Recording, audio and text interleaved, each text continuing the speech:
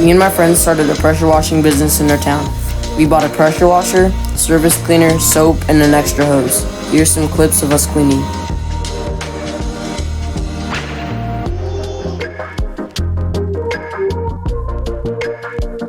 We spent $295 in supplies, so right now we're $295 in debt.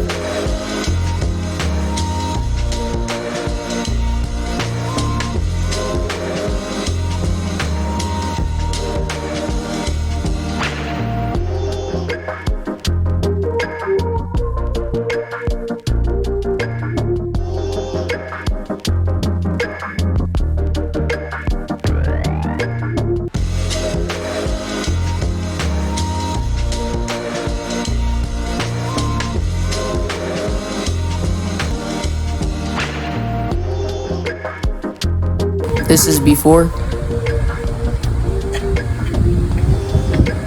and this is after.